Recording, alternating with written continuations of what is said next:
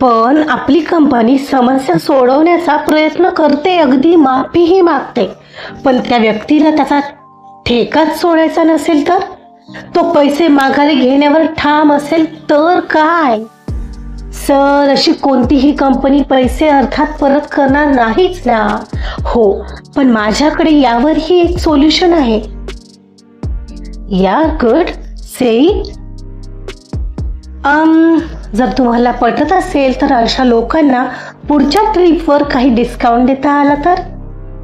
आपण ऐकत आहात अध्यायम या कथेचा पुढचा भाग सुरू करण्याआधी प्लीज माझ्या चॅनलला सबस्क्राईब करून घ्या आणि आधीचे पार्ट ऐकले असल्याची खात्री करून घ्या. चला सुरुवात करतेय. अध्यायम भाग 13. अर्जुन गळ्याभोवतीचा टाय सैल करत बाहेर निघून आला. एक बाजूला खिडकी होती, तिथं येऊन खिशात हात घालून थांबला. क्षणभर त्याला काही सुचेनाच झालेलं.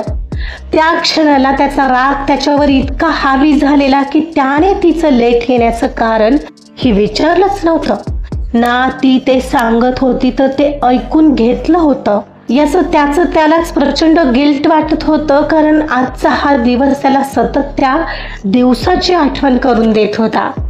त्या दिवशी स्नेहानेही तर तेच केलं होतं. माझं काही एक ऐकून न घेता मला बडबड केली होती, म्हणजे मी आता अगदी तिच्याच सारखा वागलो का? तिला नावं ठेवून नकळत तिच्यासारखाच झालोय का मी, याचा अर्थ? अस्वस्थतेमध्ये चेहऱ्यावरून हात फिरवत त्याचा हात आपोआपच केसात गेला.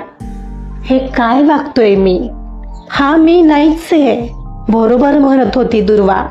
मी असाच वागत राहिलो तर माणसं दूर होत राहतील. हा काय झालोय मी असा नव्हतो.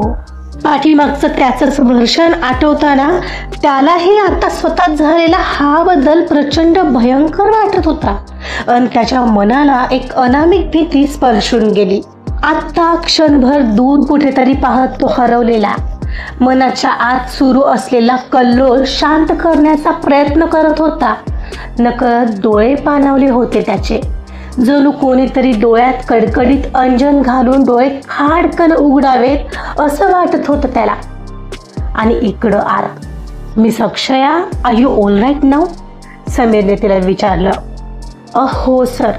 समीर सर, मी खरंच निघणार होते, पण बाबांना झालेला त्रास मी नाही पाहू शकत. मला त्यांच्याशिवाय दुसरं कोणी नाहीये हो. त्यामुळे खूप काळजी वाटते मला त्यांची, म्हणून ते माझी प्रायोरिटी आहे. इट्स ओके, मी समजू शकतो. पण अक्षया मॅडम, तुम्ही तसं बोलायचं ना मेसेजमध्ये. म्हणजे मी सरांना आधीच सांगितलं असतं. ते एवढे चिडलेही नसते कदाचित.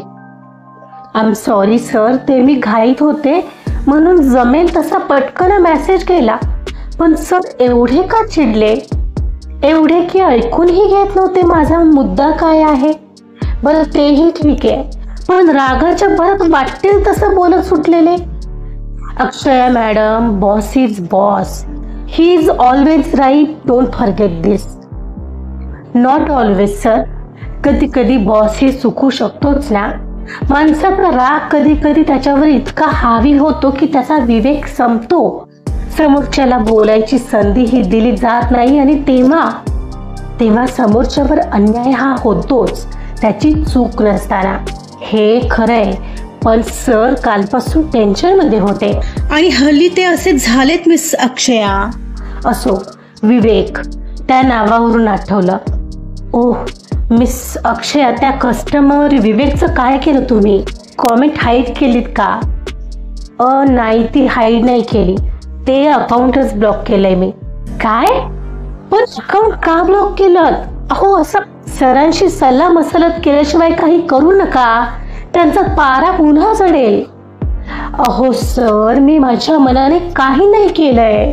ते अर्जुन सरच बोलले होते मला की ब्लॉक करून टाका, आणि सर त्याचमुळे काल मी केलेल्या ॲडवर आणखी काही तशाच कॉमेंट आल्या. तुम्ही पाहिल्या? आय एम शुअर हाही तोच असाल. तरी मी सरांना बोलले होते मला कॉमेंट माझ्या पद्धतीने हँडल करू द्या, तर ते ऐकलेच नाहीत. ओ, हे असंच झालंय. पण तुम्ही त्यांना असे रिप्लाय का केले? तर अशा कॉमेंटना अशा पद्धतीनेच हँडल करावं लागतं. अहो पण आता त्यावर आलेले त्यांचे रिप्लाय तुम्ही पाहिलेत का? ते पैसे मागत आहेत ट्रिपचे परत. मग आता काय आणि कशा हाताळतात तुम्ही या निगेटिव्ह कॉमेंट? हो का, मी पाहिले नाहीत ते रिप्लाय. मी आता पाहीन त्यांचं नेमकं काय म्हणणं आहे. आणि एक सांगू, सरांच्या रागाचं म्हणताय तर अशा विनाकारण त्रास देणाऱ्या निगेटिव्ह कॉमेंट पाहून कोणाचाही पारा चढेलच ना. आय डोंट थिंक की सरांचीही फार चूक आहे त्यात. इतक्या मेहनतीने आज नाव कमावले अवनी टोचने, स्वतःची अशी जागा निर्माण केली आहे ज्याला काही लोक विनाकारण धुळीत मिळवू पाहत आहेत, तर चिड तर कोणालाही येईल. ते त्यांच्या जागेवर चुकीचे आहेत असं केव्हा म्हणाले मी? ऑफकोर्स ते राईट आहेत एक बॉस म्हणून, पण निदान समोरच्याचं ऐकून घेतल्याशिवाय आधीच मत तरी बनवू नये ना. मी फक्त एवढंच म्हणते आहे. ती बोलत होती आणि एवढ्यात डोर उघडल्याचा आवाज आला. मागून अर्जुन आत आलेला पाहताच ती जागेवर उठून उभी राहिली. अर्जुन आता मुकाट्याने त्याच्या खुर्चीमध्ये येऊन बसला. ते तिला खुर्चीवर बसण्याचा इशारा करत, सर आर यू ओके? तुम्ही काही कॉफी वगैरे घेणार का? समीरने विचारलं. मी ठीक आहे समीर. आणि सारखा काय आल्यापासून कॉफी विचारतोयस? आधी मुद्द्याचं बोलू. मी सक्षया. या आता आणखी काही नकारात्मक कॉमेंट्स आले आहेत, त्यांना तुम्ही रिप्लायही केले, पण आता पुढं काय? ते पैशांची मागणी करत आहेत. त्यांचे पैसे परत करणे आणि हाऊ पॉसिबल नाहीये. मग पुढे काय? सर मला एक संधी द्या. माझ्या परीने मी या कॉमेंट हाताळण्याचा प्रयत्न करते. मला बस एक ऑफिशियल नंबर हवा. मला बस एक असा ऑफिशियल नंबर हवा ज्यावरून मला त्यांच्याशी बोलता येईल. त्यांच्या ट्रीपमध्ये नेमका काय प्रॉब्लेम घडला ते त्यांच्याकडून जाणून घेता येईल. आणि जाणून घेतल्यानंतर पुढं काय? जेव्हा तुम्हाला कळेल की आपल्या बिलिंग डिपार्टमेंटमधूनच एक चूक झालेली आणि दुसरी चूक त्या हॉटेलची आहे जिथली मॅनेजमेंट त्या दिवशी चुकार होती. यासाठी तो बिलिंग डिपार्टमेंटचा एक माणूस तेव्हाच घरी पाठवलाय आणि ते हॉटेल ही कायमचं बदलून टाकण्यात आले. पण आता काय? हा केलेला बदल त्यांना दिसणार तर नाही ना. सर असं आहे तर ती काय करता येईल याचा विचार करण्यात ठरवली, पण अर्जुनचे प्रश्न मात्र तिला सुरूच होते. तर काय? पैसे परत करायचे का त्यांचे? म्हणजे मी असे पैसे वाटत राहिलो तर मला लवकरच रोडवर यावं लागेल. मी सक्षया नाही का? सर ही फार पुढची गोष्ट आहे. असं इतकं नकारात्मक होईल असा विचार का करत आहात तुम्ही? कदाचित याउलट सुद्धा होऊ शकेल. तात्पुरतं मी बोलेन त्यांच्याशी, कारण हा एकच कालचा कस्टमर असणार आय एम शुअर, ज्याला काल आपण ब्लॉक केलंय. पण तुम्ही एक दोघा जणांची टीम हायर करू शकता कस्टमर केअर म्हणून, आणि मग अशा लोकांची समस्या सोडवण्याचा आपली कंपनी ॲटलिस्ट प्रयत्न करते हे तरी दिसेल. पण आपली कंपनी समस्या सोडवण्याचा प्रयत्न करते, अगदी माफीही मागते मॅडम, पण त्या व्यक्तीला त्याचा ठेका सोडायचा नसेल तर, तो पैसे माघारी घेण्यावर ठाम असेल तर काय? सर अशी कोणतीही कंपनी पैसे अर्थात परत करणार नाहीच ना. हो, पण माझ्याकडे यावरही एक सोल्युशन आहे. या गुड सेट. जर तुम्हाला पटत असेल तर अशा लोकांना पुढच्या ट्रिपवर काही डिस्काउंट देता आला तर 10% किंवा 20%, म्हणजे तेही खुश आणि डिस्काउंट मिळतोय तर गेलेले कस्टमरही परत येतील आणि अर्थातच नवीन ट्रिपचा अनुभव त्यांच्यासाठी बेस्ट झाला असेल. सो त्यांना बोट ठेवायला जागा नसेल. कस्टमर खुश, कंपनी खुश आणि आपला हेतूही साध्य. ती म्हणाली. तसं त्याने समीरकडे पाहिलं. समीरलाही हे अक्षयाचं सोल्युशन आवडलेलं, म्हणताना त्यानेही होकारातली मान हलवली. Good, nice solution, I like it. चला मग कामाला लागा. समीर एक काम कर, तिच्या जागेवर सध्या एका लँडलाईनची व्यवस्था कर. या. Okay sir. ठीक आहे सर, मग मीही कामाला येते सर. दोघांना म्हणत ती केबिनमधून बाहेर पडली. अर्जुनच्या चेहऱ्यावर समाधानी हास्य पसरलेलं. त्याला अक्षयाचं हे सोल्युशन फार आवडलंय हे लगेच कळत होतं आणि पहिल्यांदा काहीतरी वेगळं घडत आहे पाहून समीर एकटक अर्जुनकडे पाहत होता.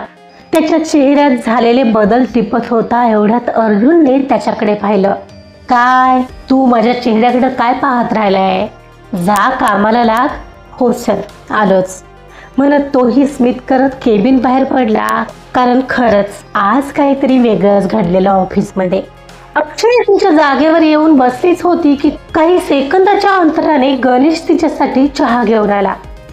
मॅडम, चहा. ओ, तुम्ही चहा आणलात, पण मी मागितला नव्हता. अहो, मागितलं नाही म्हणून काय झालं, मीच आणला. कारण तुम्ही सरांच्या केबिनमध्ये होता ना, म्हणून. सरांची बडबड बाहेर ऐकायला येत होती. काय झालं, ते तुम्हाला काही बोलले का? सर पण ना हल्ली फार चिडचिड करतात. तुम्हाला रागात काढून तर नाही ना टाकलं त्यांनी? होल्ड ऑन गणेश, असं काही झालेलं नाहीये. ती हसली. ओ, तुम्ही हसताय म्हणजे सगळं ठीक आहे तर. त्या देवाचीच आभार.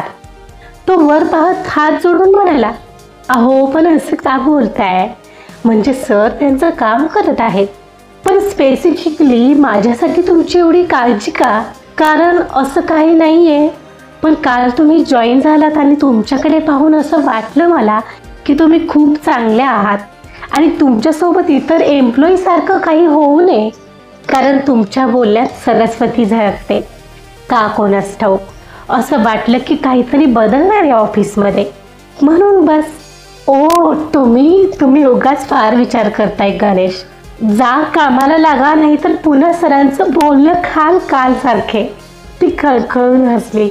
हो जातो म्हणत तोही हसत निघून गेला. तिला आश्चर्य वाटत होतं, एकच दिवसात एखाद्या माणसाने एवढा विचार करावा माझा. अखेर तिने चहाचा घोट पिला आणि तिचं लक्ष कामात वळवलं. अक्षया ही एक हुशार आणि संयमी सोशल मीडिया असिस्टंट असल्यामुळे तिला या समस्येला व्यावसायिकतेने आणि संवेदनशीलतेने कसं हाताळायचं हे चांगलंच माहिती होतं. अक्षयानं दिलेलं सोल्युशन अर्जुनला आवडलंय. म्हणजे खरंच तिच्यात काहीतरी स्पार्क आहे हे त्याला कळतंय.